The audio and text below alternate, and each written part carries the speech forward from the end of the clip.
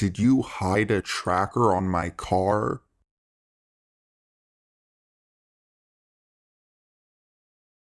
Dear Creeper, please stop following me.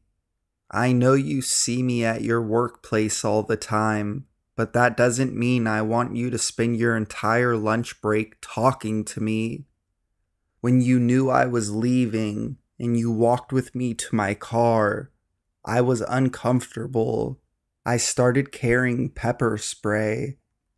Within the next month, I was leaving my house with my man, and we were surprised to see you in the car next to us. At least I got to see what kind of car you drive.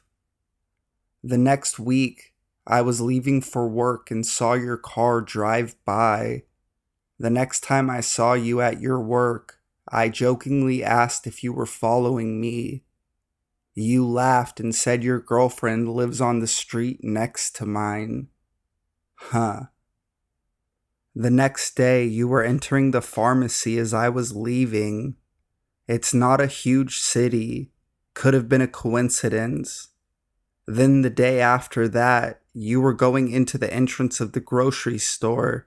Again, just as I was leaving. A few days later, I stepped outside and you were parked in front of my house, behind my fucking car. You went too far with that.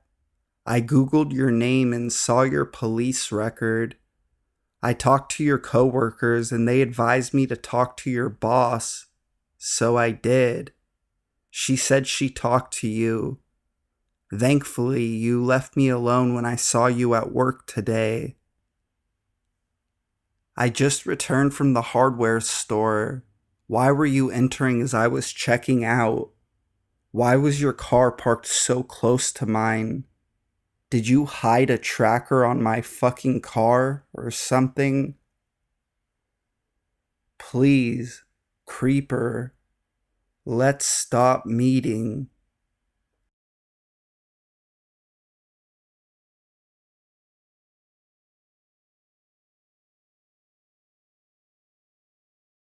Creepy ferry guy.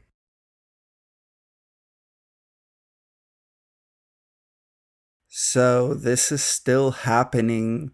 I'll update if something else happens. I spent the weekend on Martha's Vineyard with a friend and her family. You have to take a ferry to and from the island, so she dropped me off a few minutes ago. The ferry was scheduled to embark at 1:15, and I arrived at 1:11. I was running up the ramps when a man stops me and asks me to take a picture for him. We're the only two people there because the boat is about to leave, so I say no. Apparently, he didn't like that. He grabbed my arm and tried to drag me to the side of the pier. Luckily, I'm pretty strong, so I just yanked my hand away and ran onto the ferry. I ran to the upper level since you could get to a remote part of the boat that way.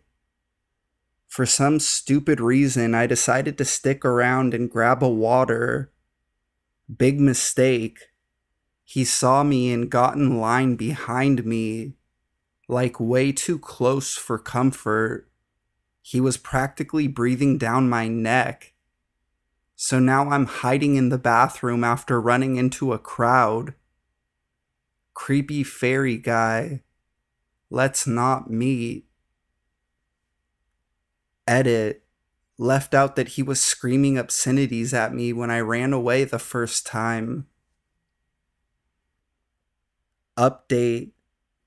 Thank you guys for the concern. My friend told me about a police desk on the ferry, but I was too afraid they'd confront him and he'd retaliate.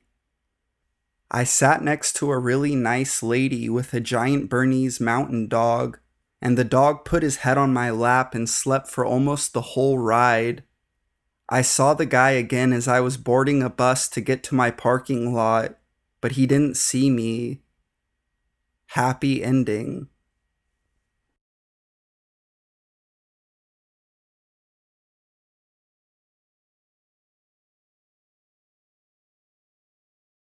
The day I didn't go.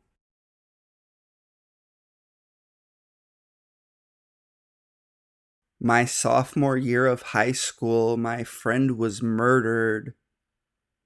Going back, freshman year when I was in homeroom, I became friends with the girl who sat in front of me. Her name was Deanna Wright. We came from the same neighborhood and both worked at pizza shops a few blocks away. One night I remember she had texted me asking if I wanted to do something. This was before everyone had unlimited cell phone plans. I had the Nokia that was basically a brick, and since I had to pay for minutes, we used to text, and if it was short, we could get away with not having to open it, and therefore being charged the half minute. She told me she had a fight with her mom and felt like going out and smoking some weed. I had work and wouldn't be done till we closed up at 1 a.m. Since I needed gas money, I told her I couldn't blow off work, but I might come out afterwards. She sighed and said okay, and to text her when I was done with work to see where she was at because she didn't decide what she was going to do yet. At 1:15 I texted her but didn't get a reply. No big deal, I thought. She probably was asleep. So Saturday I text her. Nothing. Sunday. Nothing. Again, I thought she was probably grounded. That's why she was so mad to begin with. She was grounded and went out, got grounded again, left and went out again. Monday, I came into school and I hear the teacher make an announcement. Sorry to inform you guys, but Deanna is missing. Her family has reported her missing after she left and went out and never came home. The teacher said this in a despondent tone. My stomach dropped. My fingers tingled. I couldn't believe it. Apparently, that night she ended up hanging out with a guy whom she met working at the pizza shop. She was a beautiful girl. She was a model, so we know what he was thinking. We aren't sure in what order things went down. She was drugged, raped, and strangled. Then her vile murderer decided to cut her body into pieces, put her in a steel drum, and light her on fire. I think about that night over and over again.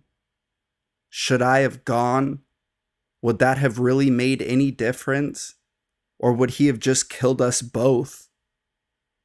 Her father was an FBI agent, so it truly goes to show that if someone is evil and wants to kill you, then nothing, and I mean not a thing, will get in their way. So, Lamar Hames, please, let's not meet. Links